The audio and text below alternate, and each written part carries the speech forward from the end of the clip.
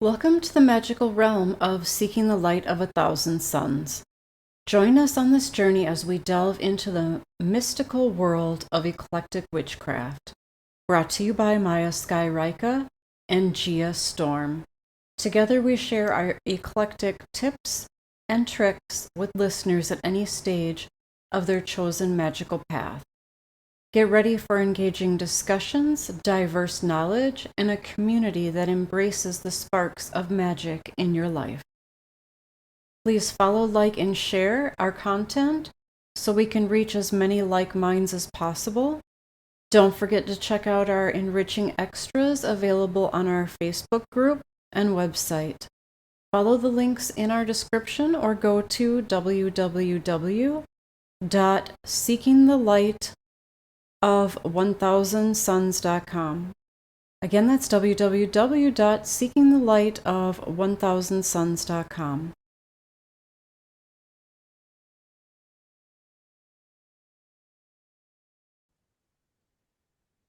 Hi, everyone. Today's episode is called Challenging Fantasy Tropes, Spirituality, Mysticism, and Storytelling with Wes. In this episode, we welcome Wes, a Muslim creator with a mission to challenge conventional fantasy and dark fantasy tropes. Through his work, Wes brings authentic storytelling to life, weaving themes of spiritual transformation, sacred geometry, and mysticism rooted in Islamic history, specifically Ottoman-era alchemy and folklore. Wes offers a unique perspective on how diverse spiritual traditions, when authentically represented, can enrich storytelling and inspire deeper meaning. We'll explore the fascinating historical parallels between Islamic alchemy and Western mystical traditions, the Jungian symbology in Islamic art and its relevance to storytelling, the transformative power of myth and its spiritual significance, how faith and creative expression intersect to create compelling narratives, practical advice for incorporating authentic cultural elements into fantasy worlds. Welcome, Wes. Welcome, Maya. Good morning. Thanks for having me. Good morning. Thanks for being here with us. It's my pleasure. With some of those points that we just went over, are there any other things you would like to add to as bullet points that we're going to address in this episode? Yeah, maybe just like as an addendum to the generous introduction that you gave. Just wanted to point out, like, just raise the question, if you will, that did you know that the real Dracula was actually defeated by Muslims, and not just any Muslims, but by his own brother who converted. And so that's the hidden history that launched me on a journey that led to assembling one of the most unique, creative teams in comics today, if I might say so myself, in my humble but accurate opinion. And so one of them being like a BMW automation engineer turned award-winning screenwriter. Another one is a character-driven paranormal romance novelist who happens to be a master of dialogue, and an Italian comic book professor, all to bring this lost piece of history to life, but in a very unique fantasy setting. So that's kind of just the what I wanted to throw there as far as why I'm doing what I'm doing, if that helps. That's fascinating, actually. I always was intrigued by the story of Dracula, and not, I mean, the fictional side of it's fun, but really trying to understand what happened during that time period. That's really cool. Yeah. So in this episode, we'll start off with introductions, and then we'll start to really dive into these points. So Wes, please introduce yourself and your creative works to our listeners. Yeah, so I'm Wes El-Dhaher, founder of Tales of Khair, a publishing house, an indie comic book publishing house, and our flagship series is The Brotherhood of the Wolf, which, as you indicated, is a dark fantasy comic book series set in the 15th century Ottoman Empire. And like I indicated before, really, I'm trying to solve a problem, trying to scratch my own itch when I was growing up. Dr. Jack Shaheen, who was like he's passed now, but he was I think he was a professor of communications at a university somewhere in the Midwest. I forget which, but he wrote a book which was later turned into a documentary called "Real Bad Arabs," real REEL, Real Bad Arabs: How Hollywood Vilifies a People. And he was a Yes. Christian, I think a Christian of either Lebanese or Syrian background, but he did this research and he found that like in of the movies that were made in the late 19th century when movies were first like a thing till like the year 2000, like 1,000 movies featuring Arabs or Muslims were released in that rough period of time, and I think like just 12 showed them as normal human beings. The rest were just like, in his to use his terms, like bombers, belly dancers, or oil sheikhs. And so Yes. Oh. here I am. I'm growing up, and like watching TV. At the time there was no internet. It was mostly like cable, right? And Hmm. whatever you can get in the library or rental videos. Blockbuster was still a thing. And it really hit me, just like it really slapped me over the face when I realized there's a problem here when I watched True Lies. You might know that movie, Arnold Schwarzenegger. Um, Yep. and it's just like, wow, this this is really bad. It's like cartoonishly like makes just Arabs and Muslims look just like completely evil.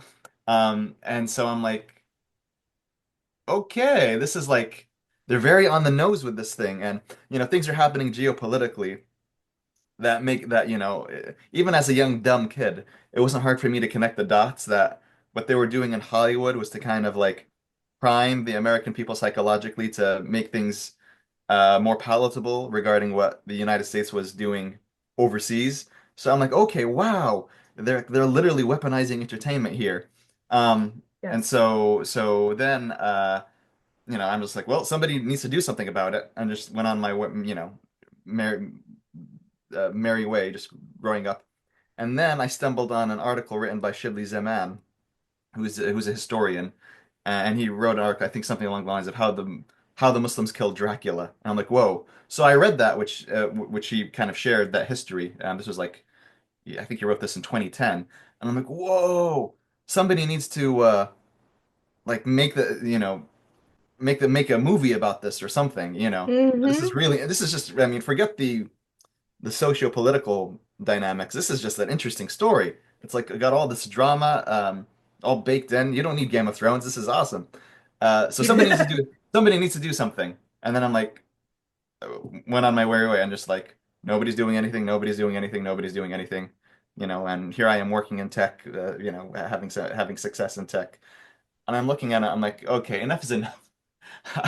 If no one's doing something, I'm going to do something about it. Hence, why we're here now. I love it. But it's interesting because I know personally I totally relate to a lot of what you're saying too. Mhm. Um, Being my dad's family is Italian, my mom's family, they're Hispanic and Mayan. There's Hollywood has done the same with both ethnicities as well. I mean, like I remember even in school I couldn't I couldn't make it through a day of school without somebody saying, "Is your dad in the mafia? Are you gonna, do this or that if we don't be nice to you?" And it was just like, yo, I am just an average person. Like, I don't even know what you're talking about. But yeah, Hollywood does do Well, that. well, here's the thing. Was your dad wearing a Tony Soprano bowling shirt like I'm wearing right now? No, Just, I love your shirt. No. just, just had to My mention that. my my dad actually back in the early 80s, you know those really, I always called them like creepy short men's shorts. Oh yeah. Oh my God, my dad used to wear that and he'd go jogging with his like his chest hair on display, like all Burt Reynolds style, right? And then he's got like he had like this kind of longer like 70s hair. Not now, but back then, and he totally not hitting whatever stereotypes were out there for Italians. Like you'd think he was like auditioning for Baywatch or something. It was really bizarre. Listen, say what you But want. Say what you want. Like I feel like Italian. Like my I'm my the artist for our series is Aurelio Mazzara, and he's a comic book penciler, and he's Italian. And I will tell you, Mhm. Italians, I feel like have the best drip when it comes to visual style. They got it. So I'm just like, it doesn't matter what your family members do. It gets an A+ in Yes. my book. Yes. Yeah. But we are not the stereotypes, are we? Like, I mean, sometimes I'll go a little New Jersey, but it's mainly just for my own humorous purposes because That's it fine. exists, you know? That's fine. So, let's see here. Can you kind of give an overview of the themes we will be discussing in this episode?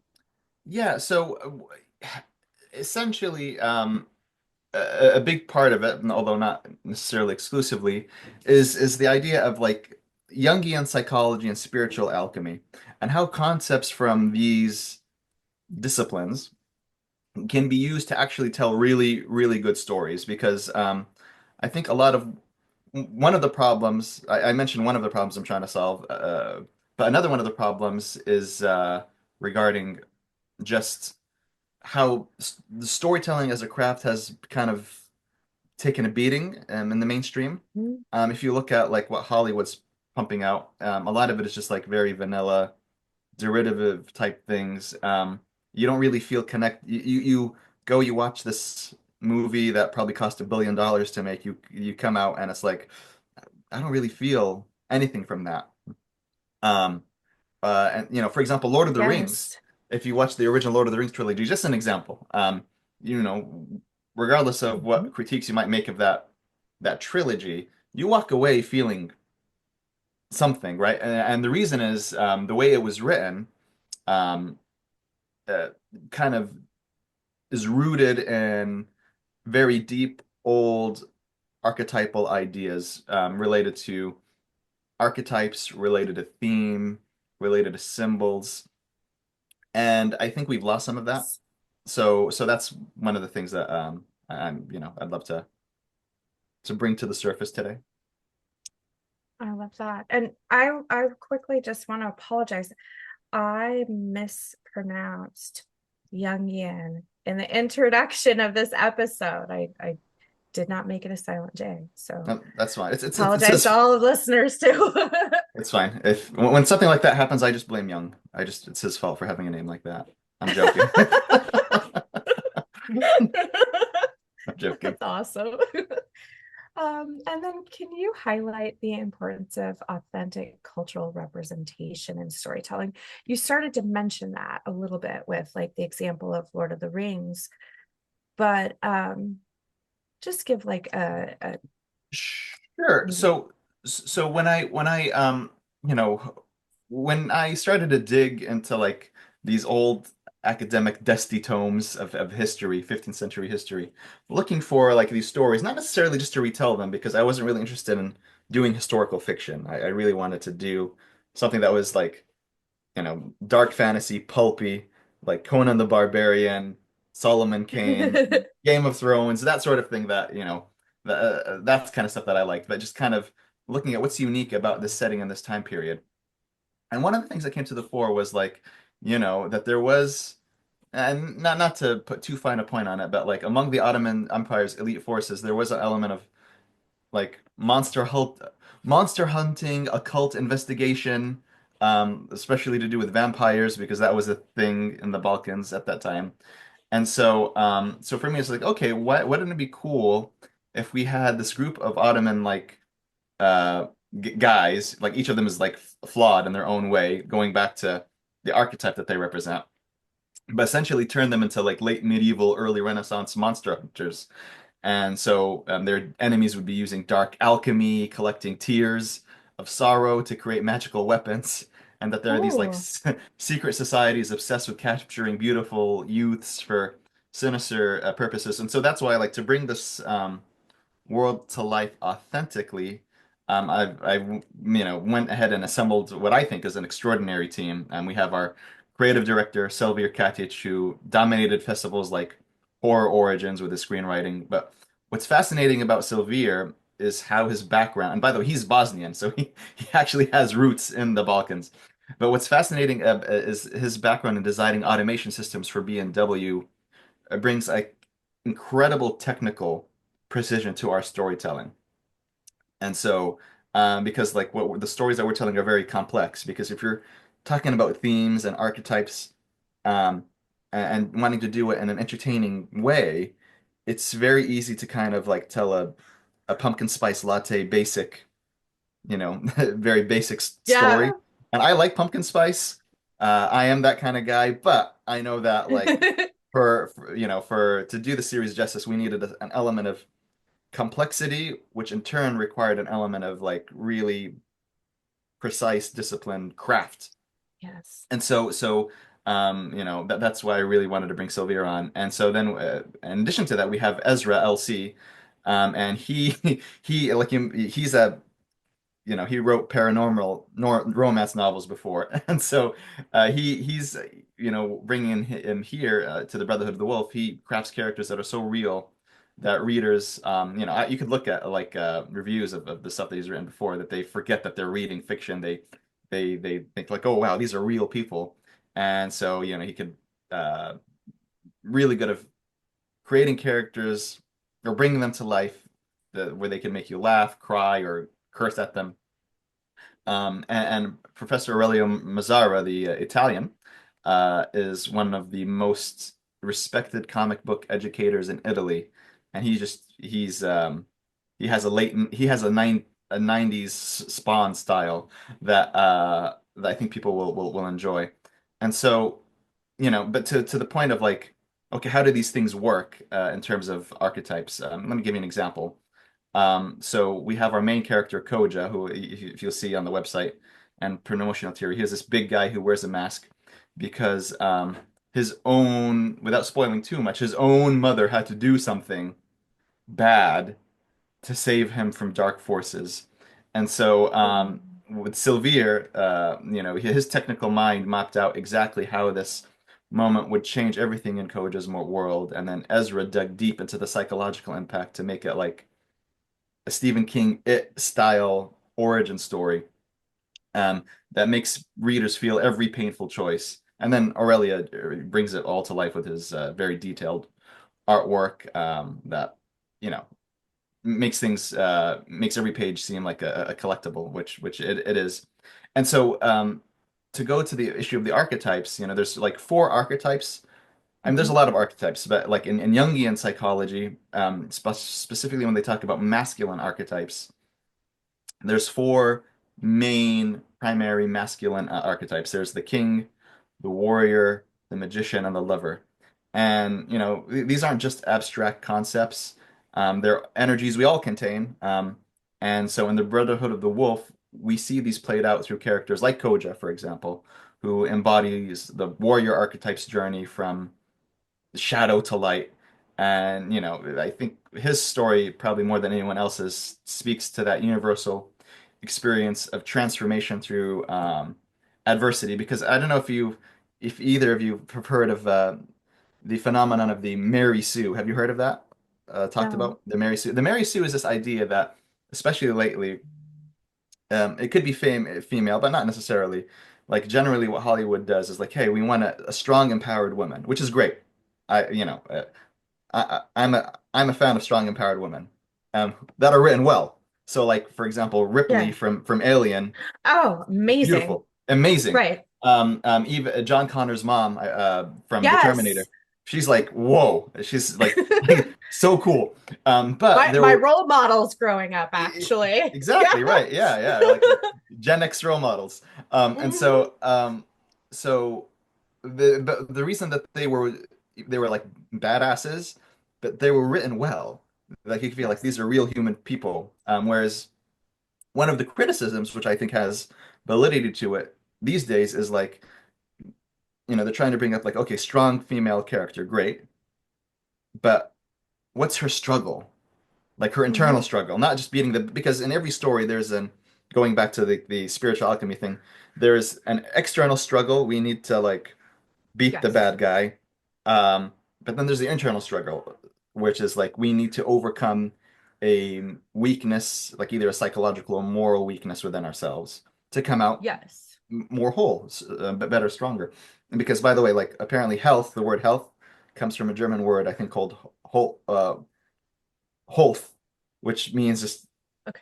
Yeah. making whole. So that's when you watch a really good story, you're not just watching the protagonist beat up a bunch of bad guys, you're watching them also internally within themselves being more whole, which is a lot of Yes. times why sequels, like if you watch a movie, the first movie is great. You watch the sequel, a lot of times it's like, ugh, why isn't that hitting as well? It's because the adversity, like the internal flaw, was overcome Yes. in the first movie. And so now writers have to think, okay, what internal flaw do they come at? And sometimes they can find something, other times it's more of a struggle. Anyway, so but with the Mary Sue, it's like no, they don't have any of that internal work Mm-mm. that they have to do. It's just like she's Yeah. perfect, and Right. everyone Like around them Wonder sucks. Woman. Yeah, or Captain Marvel, with Brie Yeah. Larson. And so it's just like, and the thing is like with these types of characters, it's just like the only struggle internally that they have to do is like you need to believe in yourself more. And it's like, Right. really? Come on. That's that's Yes. not that doesn't really give us good storytelling. It's like, no, you need to go through adversity. Um, Yes. because if you start off perfect, then where's your arc? What's your arc? There really isn't any arc. So that's I think a problem, and that's one of the things that we're trying to solve with Brotherhood of the Wolf is bring that bring back that archetypal storytelling. When you see our characters, it's like no, you see them go through that spiritual quote unquote internal alchemical journey, and it's not being Yes. exposited to you. You're seeing it, right? As opposed to them just talking about their feelings, you're actually seeing them through action, uh, go through that and sometimes fail, right? And so what fascinates me is how these ancient patterns show up in modern life. Like, so Hmm. take the magician archetype, for example, which, traditionally is associated with alchemists and mystics. In our story, the Yes. character Munir literally practices alchemy. He's a literal alchemist. But his journey reflects something we all face, which I think is the tension between pursuing power and wisdom. Because I think one of the things in Jungian psychology is that each of these archetypes has a shadow version of themselves. And so for the magician archetype, the shadow version of that is like kind of the smartass, know-it-all, obnoxious trick, like the kind of like if you're in school and there's this one kid who Yes. tries to answer every question and he's not doing it out of a sense of duty of Mm-mm. academic excellence or he's just trying to be engaged. He's doing it because he wants to show everybody else how what a smart boy he is and how dumb everyone is around them. Yep. So that is kind of like the shadow. That's the magician archetype in the shadow immature form. And so Mm. bringing that to a more mature form is like, yes, no, knowledge is important. I want to know how the world works. I want to know how things work. Obviously, I think your podcast is very apropos to attract those type of people who think that who are like in the magician category, not because they're whipping out crystals and trying to do, but like, Yes. but like really, really trying to like understand like, hey, how does the world work? not Yes. just in a materialistic sense, but in a metaphysical sense. And how do Yep. I benefit from that and hopefully benefit others from that? So that's kind of the the magician category. The king category, Chem. It's like, the interesting thing about the king archetype is like in the mature form of the king, it's like, you're in there when you're in the presence of a person with good king energy, you just feel elevated. You feel like, man, I Right. feel like just being with this person, they don't even have to say much. It's just like the energy that they bring is like I feel like Yes. empowered. I feel like I can I can do anything, right? And so it's just like their presence brings that to bear if they have that level of maturity. But the Shadow King archetype is like a petty tyrant. It's just like, like if you've seen the latest Gladiator movie, it had like the Yeah. two emperor brothers who are like these crazy guys. One of them is like insane. Like one of them has syphilis and his brain is rotting, and the other Oh one is just like yeah. a sadist and just like, oh, off with their heads, feed them to the lions. That's kind of like very immature Hmm. Shadow King energy. And we have one of our main characters, Gem, I should say. He's like that. He starts off with that. He's just very petty. He's just like, for him, it's just status. It's not about elevating others. It's just about elevating with himself by stepping on other people. And so we have to take him through a journey um, where he has to overcome that. Otherwise, he's going to die. And I Yes. think a nice quote that relates to, I think, it can really relate to everyone, but I think it really applies to Jem, is from the uh, North African mystic, a Muslim mystic, Ibn Ata'illah, where, and I'm paraphrasing here, is like, you know, if you don't, if you if you don't come to God through the gentle caresses of love, through love's Mhm. gentle caresses, He's going to bring you to Him through the the chains of tribulation. Ooh. So like one of these, like so it's like what's it gonna be? And so for Path of somebody least like resistance, or yeah, yeah. yeah. So for somebody like Jem, it's like okay, in the context of the story and dealing with all this, all these vampires and demons and monsters, etc. How is he gonna deal with that? So those are kind of like some of the things related to archetypes. Oh, I mentioned we'll see him a little bit later, but Haidar, he's a physician who used to be an assassin, and he represents the lover archetype, right? And so the lover archetype, it's like, as you can probably tell, it's just very much in tune with not just love in the romantic sense, although there is that, like you could think of like the Casanova as an extreme Yes. example, but love in terms of just like really being in tune with yourself, but with others, like a very good sensitivity. So if you know people who are like, wow, this is like extreme empaths, quote Yes. unquote, like those tend to have like strong lover um, energy, and so. But the shadow part of the lover archetype is one of them is like the addicted lover, where it's like you're kind of off kilter. You're Mhm. either like in a toxic relationship that you know is not good for you, but you just keep feeding it because like, oh, is this my mom? And you're Yeah. and she's just like cheating on you and taking your money and then calling the police. That sort of kind of I know, relationship, right? Yeah. or it could be addictions, right? Just be like, Mhm. just like I want these sensations, so I'm abusing these substances over and over and over again because I want to feel something, and so that's kind of the shadow version of the lover archetype. And so yeah, each of these archetypes, Jungian psychology talks about like there's a mature aspect of it and there's an immature shadow aspect of it. And hopefully, what we're trying to do with the Brotherhood of the Wolf is like explore both, or explore the journey from the shadow aspects to the more mature aspects. And it takes time. It's not going to happen in a single issue or two. And so that's why when people who've read what we've created so far, they're like, wow, these are real people. And one of them is like my artist is like, I really like Jem because he's just so evil. It's like, yes, yeah, that's how he starts. And so Yeah, I talked a lot. So I don't know No, if there's. no, I think that's amazing. And actually, for our listeners who might be new to this topic, to this discussion, um, Islamic art often incorporates sacred geometry, a visual language that resonates deeply with Jungian symbology. The patterns reflect universal truths about unity, balance, and the infinite, often interpreted as archetypes in Jungian psychology. These symbols serve as bridges between conscious and unconscious understanding, creating layers of meaning and storytelling.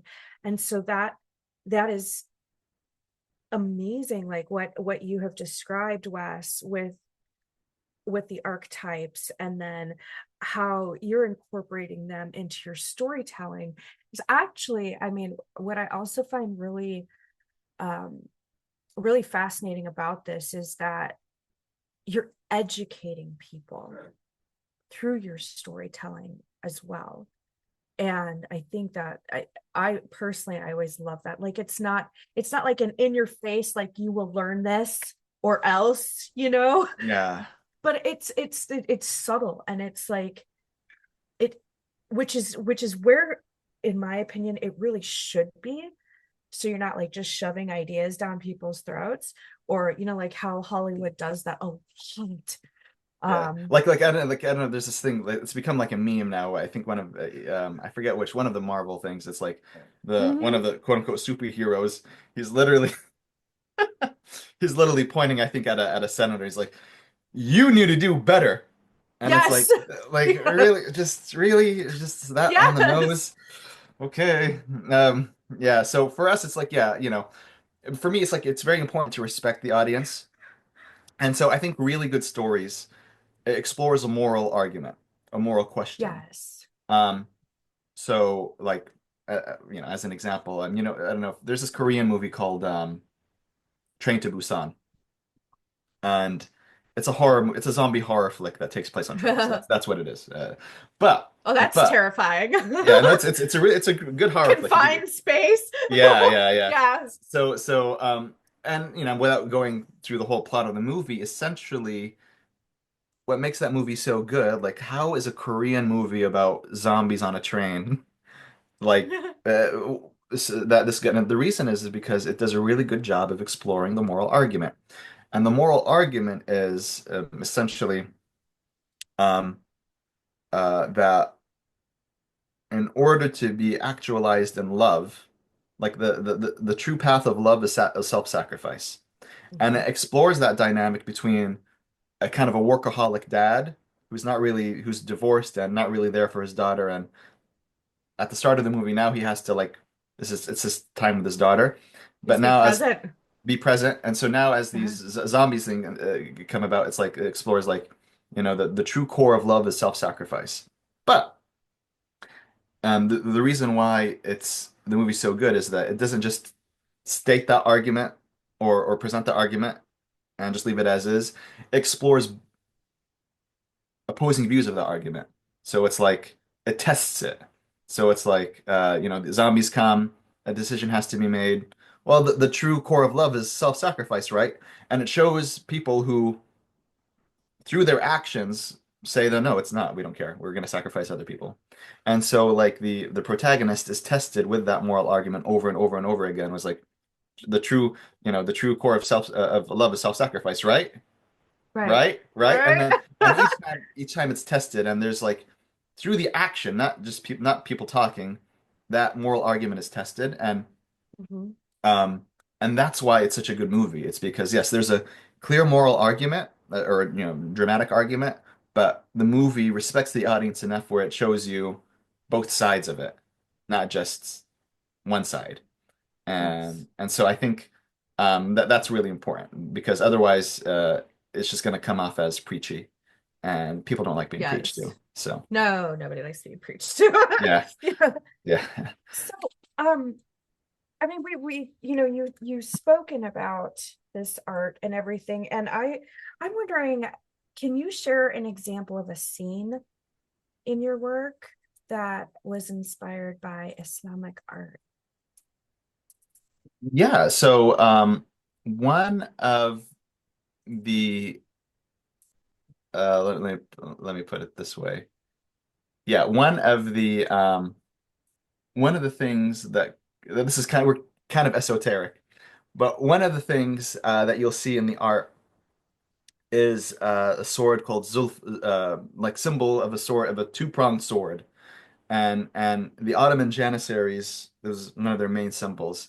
And what is this two-pronged sword? It's one of the swords of the Prophet Muhammad, peace be upon him, and it's called Dhul because it had two prongs, and it's like the like essentially Dhul like the I think like essentially indicating that it's the two-pointed nature of the sword. But that sword and the symbology associated with it became because in Islamic thinking and the Quran, it mentions all the time like uh, opposite aspects, so male and female, moon and sun, um, Yes. heaven and hell, right and wrong. And so the two-pointed nature of that sword became to represent like the you know the duality, the dual nature of the universe, and like like the afterlife in this world. So a lot of times the Prophet Muhammad peace be upon him is called like the master of uh the two world, the thaqalain, like the world of the humans and the world of the jinn. And so like, and just this idea of like an Islamic art of duality um comes out a lot. So like in the 55th chapter of the Quran called the Ar-Rahman, the All-Merciful. And this every verse in this in Arabic of this chapter rhymes pretty much. But in English, like just the first few things, just to give you an idea of the duality, it's like in the name of Allah, the most merciful and compassionate, the All-Merciful, has imparted the Quran, created man, taught him to speak. The sun and the moon are consummate in precision, and the sprawling herbage and trees bow them down in worship. And the sky he has raised and put the scale down in place of for fair weight, that you transgress not in the scale, and weigh out the full weight with utter fairness, and stint not wrongfully the scale. And so those are like the first nine verses of the Quran, and this idea of balance, right? So like the sun and the Right. moon, um, and then it talks about the sprawling herbage and the trees, but then it talks about the sky, and so this constant thing of duality. And so when you look in Jungian psychology or spiritual alchemy, what do you see? Like when you see like the philosopher's stone, what is that about, and how does that like visually represented? It's usually visually represented as some sort of union between male Mhm. and female principles, right? And so, in certain like aspects of like the rebus, that's like where like the perfect being, the philosopher's stone is just like the two aspects, male and female, sun and moon, light and dark brought together. Classic example is yin and yang, Yes. right? And so, and sometimes like it could take some like darker uh aspects that people might associate with Satanism. So, the Baphomet statue with Hmm. the goat head, so the animal head, but it's got a human body, and the human body is like a hermaphrodite, and it's Yep. pointing up and it's pointing down. And so uh, there's this idea that like I think a very old traditional idea that bringing in the two dualities to create the one, that's perfection. And so, alchemists, they saw that the Philosopher's Stone was like the material version of that. When you create this thing, it would, give you everlasting life, Hmm. turn lead into gold. But then, like internally, it's like, no, you bringing in the feminine and masculine principles and bringing them together in harmony. And one of the reasons for the imbalances, like in Jungian psychology, for the shadow parts of the archetypes, is that imbalance.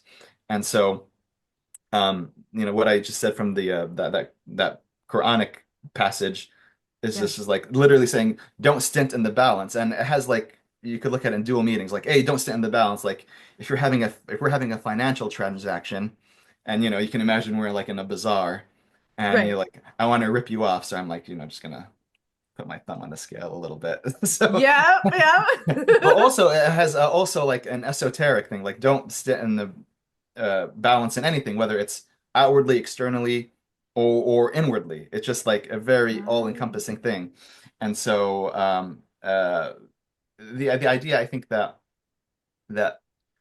traditional people had before the Enlightenment in the United in the not in the United States in the West was this idea that the world was theophonic, like the yep. whole world, the way it was configured was to point to God, right? Who encompassed perfectly, you know, the masculine, quote unquote, and feminine principles. Um, and so people had this idea and created symbology in a way to kind of help represent that. Mhm. Uh, but now the world's no longer theophonic. It's just like, oh, the world's just a bunch of stuff, and Yep, we're gonna manipulate it to, you know, for our ideally benefit. extract maximum amounts of money for it. And Yes. so, nothing wrong with making money, but if you don't have this idea of like, um, if there's if your if one's view is purely materialistic, Mhm. and there's going to be a It- risk of imbalances, and you know exactly. and I think people, modern people, have started to realize that, especially after the first two world wars, where it's like, Mhm. what the heck? What the heck did we do to ourselves here? And now I think with postmodernism, with the age that we're in, it's becoming more and more uh, uh, clear to people, and they're Mhm. thinking like, okay, what do we do? How do we fix this? So And there's yeah. so much imbalance now, Mhm. which I think that, without storytelling that really helps people to understand these different thoughts, um, a lot of people are very scattered, and they're not very centered, and it's very difficult for a lot of people. And traditionally, how do we learn? We've always learned through storytelling. So, Yeah, that's it. I mean, that's how that's one of the best ways to convey information to people, right? mhm. And even people who write stories, they think, well, I'm not conveying anything in my story. I just want to tell good stuff, like just have fun and entertain people. And that's fine. You might not have intentionally have a theme or a dramatic argument you're making in your story, but invariably people are going to walk away with one. So Yes. one's gonna be created. It's just whether or not you as the writer or the artist have like kind of the discipline and the craft to incorporate that in your story, or your audience is gonna make one for you, right? Right, So like, what do you want to do? exactly. Yeah. So moving towards, because some of this was discussed, but then our next theme is the spiritual transformation in mythology, right? Mhm. With transformation as a recurring theme in mythology, symbolizing growth, death, and rebirth. In Islamic mysticism, transformation often represents spiritual refinement, turning the base self is nafs. Yeah, the I'm nefs. butchering. Yeah, the nefs, which is usually Nafs. translated as the self or the ego, which is different than how Yes. Jungian's or how psychoanalysis talks about the ego.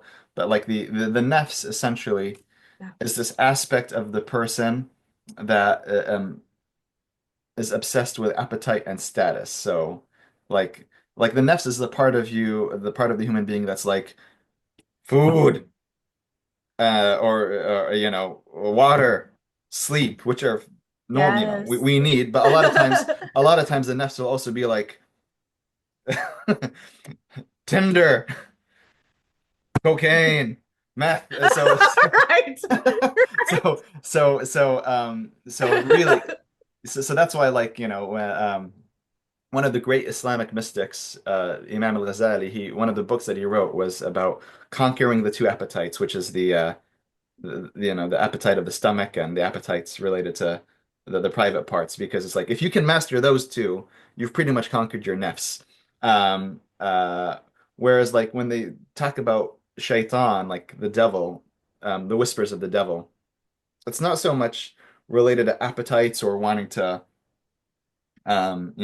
look big in front of other people. It's more related to like metaphysical doubts or just like really like weird things. So like if you have feel like they say if you have a thought that occurs in your head, a random thought, it's like, hey, you see that kid on the ledge? Maybe you should just push them over.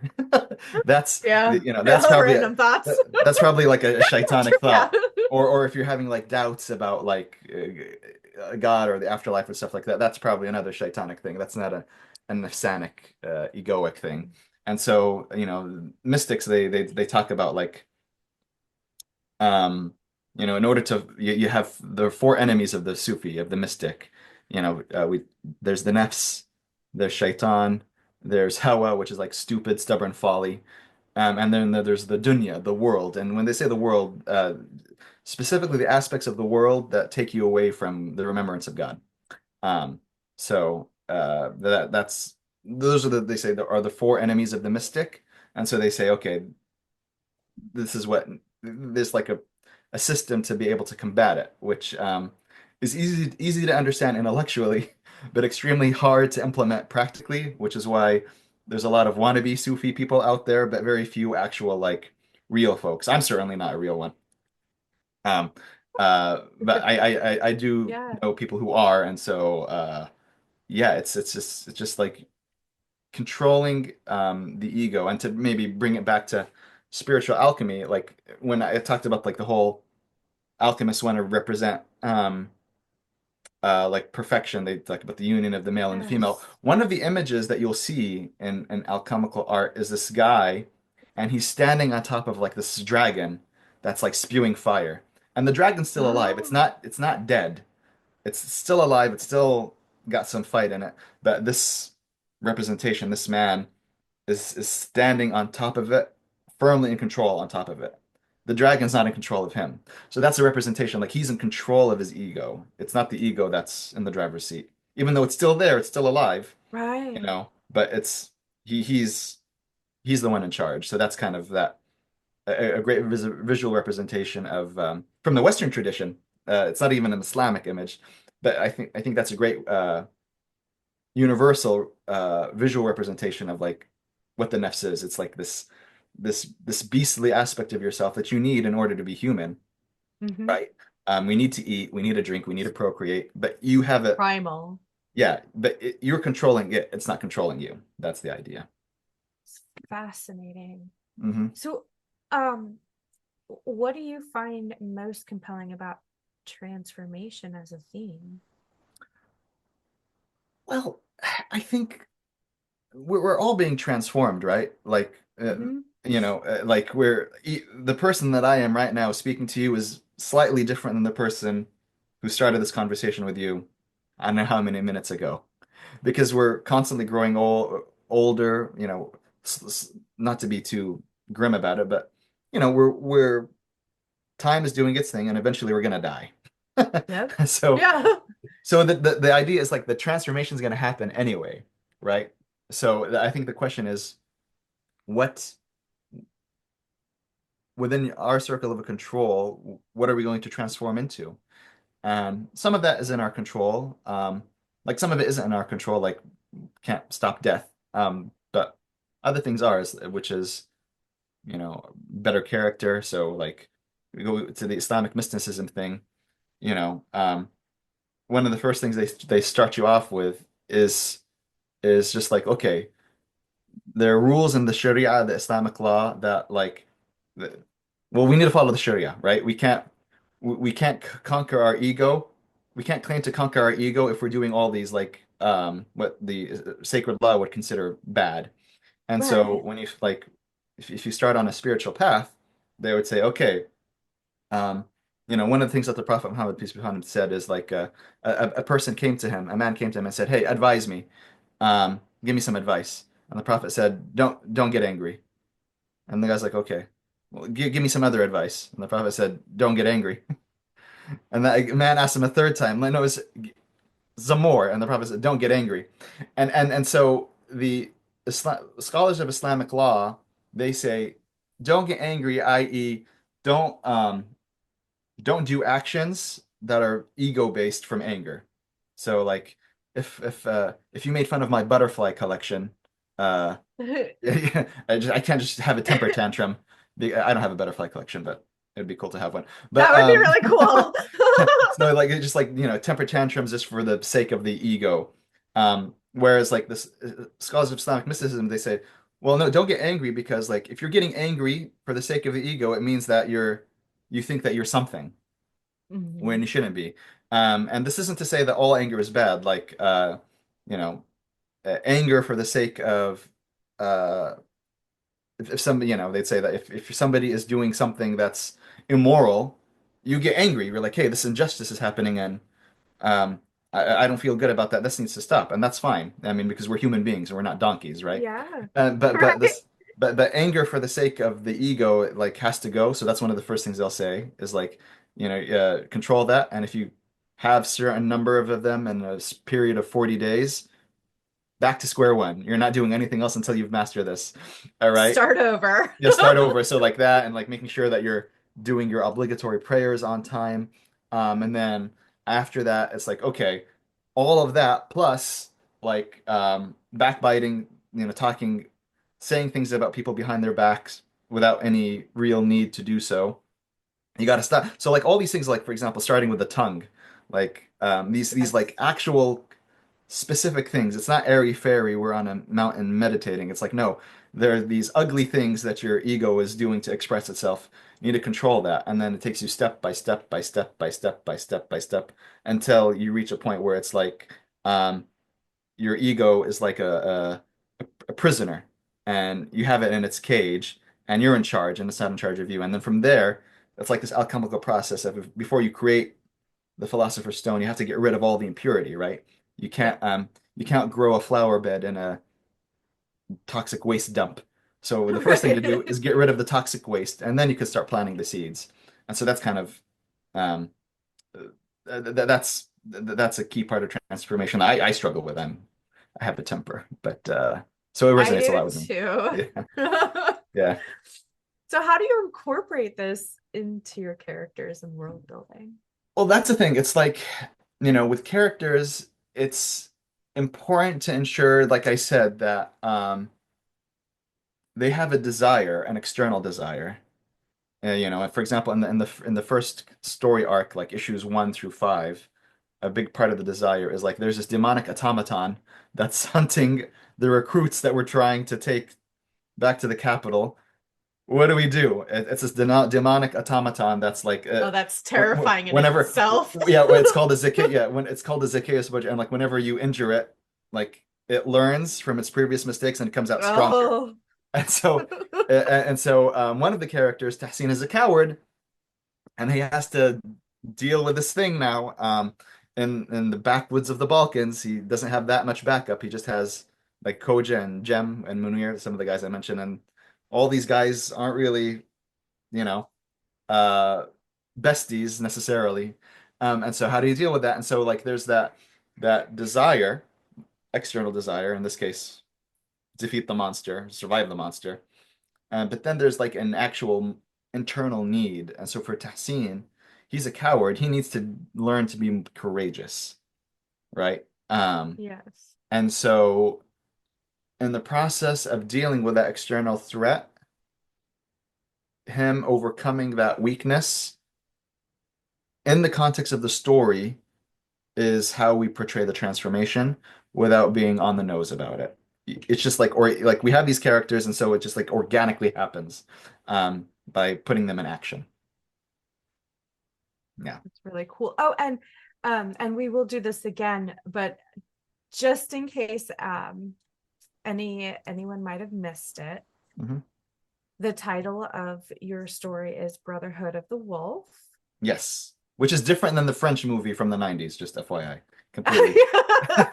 There's a French movie in the 90s which is pretty good, but it's this is It's something not else the same. completely. Not the Yeah, same. Yeah. totally different. Yeah.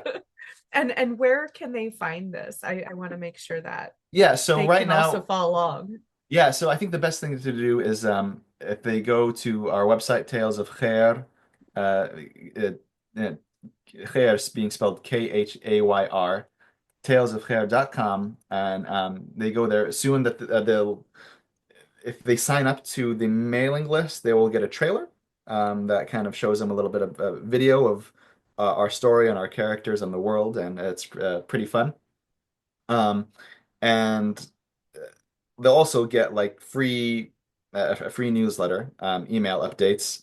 I respect my audience enough not to spam them, so it's just once a week, just giving them some info, some insights, things like that. So uh, if you want to if you want to get the books, pretty much the exclusive ways to get on that email list.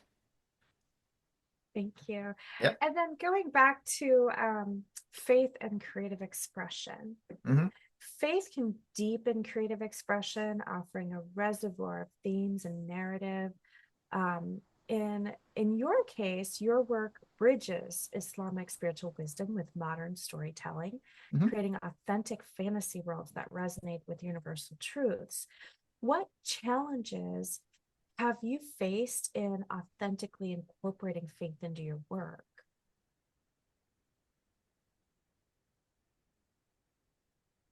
Doing it in a way that respects the audience. So the previous point of like not just being over the head with it. And so like the things I talk about, like having a moral argument, but presenting both sides of it. It's easy to say, it's very hard to do. Like storytelling, to be able to tell a really good story, it's a lot of craft. It's a lot of hard work, and no, AI Yeah. can't do it for you. No. AI can help with some things, but this isn't something that you can delegate to AI, which is why, I was actually I wrote the first issue, and then I was started writing issue number one, issue two, three, four, five, six, just several scripts. But then I was like looking at it, and Aurelio, the artist, was already like 10 pages into issue number two, where I was just like, stop everything, stop everything.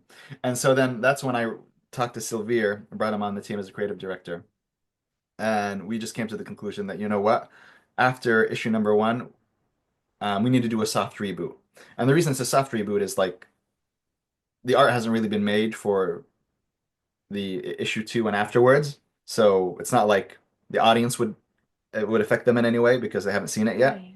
But it's just like we need to do a soft reboot because uh, the story needs to be more developed. It needs to be more sophisticated, more smooth, etc. And so, yeah, just doing that, just ensuring that the stories themselves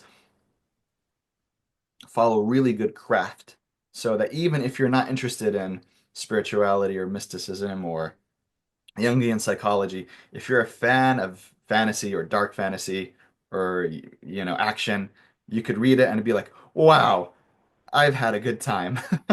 Right? So that was I think the biggest challenge for me. And it's a lot too. Hmm. It is a lot. How would you say other creators could respectfully draw on spiritual traditions that are outside of their own traditions? Yeah, I think um, there's well, the first thing is you have to be okay with not pleasing 100% of the people all the time. Like Yes. even the stuff that you and I talked about in this conversation, there's going to be some people out there who are like, "That's dumb." That's just, you know what I mean? Yeah. So it's just you have to be okay with uh, being able to have people not be interested in what you're doing Yeah. if you're trying to excel in a particular niche. So for me, it's like, okay, I know that uh, I'm never going to tell a superhero story. I hate superhero stories. So I'm not going to have one. I'm not going to try to reinvent the superhero genre or anything like that. I'm just not going to tell a Yes. superhero story because I'm tired of seeing guys in tights. Right. So but also to the thing of the spiritual traditions is like, okay, what's something about this spiritual tradition that isn't preachy, but can really convey moral arguments that lend themselves to really great storytelling that you could tell both Yes. sides of. Then that's it. Obviously, what I just described is easy to say, harder to do, but Yeah. that's pretty much the way to do it at a high level. Well, and I like, this is just my opinion, but I mean, I don't think we need any more of those superhero stories. Like, of who can actually relate to a Captain America? I mean, I'm not to pick on, but because, I mean, don't get me wrong, these are great stories, but they're not, there's so much more depth to humans, and each individual human is, you've really shown too in this episode that I think it would just be better, honestly, in my opinion, for, if any of this is making sense, for the world to have more of that depth of storytelling. Yeah, and I think just to be fair, I think you could do it with the superhero genre. It's just not happening now. No, it's And not. Yeah. like for example, I'll give you two examples. One of them is like in current s- from the big two like Marvel and DC and the comic books that they're producing. A lot of their superheroes are now like sitting in cafes having conversations. Yes. And I'm like, okay. Sitting in cafes having conversations and like, okay, yeah, you can have a story where people are doing that, but a superhero story, you're if you're doing superhero stories, you're kind of in the action genre, and so they need to like do more actiony things and less talk about their feelings in a cafe things. So that's one thing. And another thing is with superhero stories is you could show that transformation that we talked about, but in order to do that, you can't have Mary Sue's like we discussed before. And it looks like there isn't really a willingness to let go of that yet. And so that's why it's like, yeah, the superhero Yes. genre as of right now is not it's not having it's having a nosedive in quality. In closing, I, Wes, I know we had mentioned this before, but I would love for you to share again, um, your project, Brotherhood of the Wolf, and then also where our listeners again could find it. Yeah, no problem. So thank you. So yeah, Brotherhood of the Wolf, dark fantasy series set in the Ottoman Empire. So essentially the premise is flawed Ottomans fight demonic monsters, doing some monster hunting in the 15th century. And so if you're interested in that, go ahead and visit talesofkhair.com. So TALESOFKHAYR.com. And, we're going to do a facelift on the website because right now it's just kind of very basic bare bones. But go to the website, even now, and will get if you sign up to the email list, you will get a trailer. Once the website is facelift is done, you'll get a trailer that kind of shows our setting, our world, our characters, just to give you a really good flavor of the stories.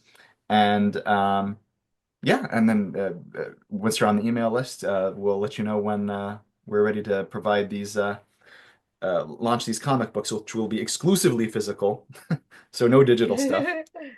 And That's good to know. yeah, Yes. exclusively digital. I'm sorry, exclusively physical, no digital stuff, and collectible. So yeah, yeah, thank you for that. Thank you. And, thank you so much, Wes, for sharing your insights with us and the listeners. Um, I would want to encourage our listeners to think about how diverse spiritual traditions can inspire your own creative endeavors. Um, and then again, follow Wes, subscribe to the podcast, and share your thoughts on this episode. Maya, would you like to add anything too? I don't have anything to add. I've just been listening. This has all been very fascinating. I loved having the topics that we had. I loved having Wes as a guest. I did too. Thank you so much, Wes, for all of this. This has been, for, I know for me it's already been inspiring. You had me thinking, you had my wheels turning, and I was like, ooh, I know how I want to go back and edit my own book. like with, creating more depth of character. So thank you so much for Uh, the insights. it was my pleasure. Thanks for having me on. Thank you. Is there anything further you'd like to add? Now, just have a great day and stay healthy, stay safe. Thank you. You too. All right, take care. Take care. Bye bye.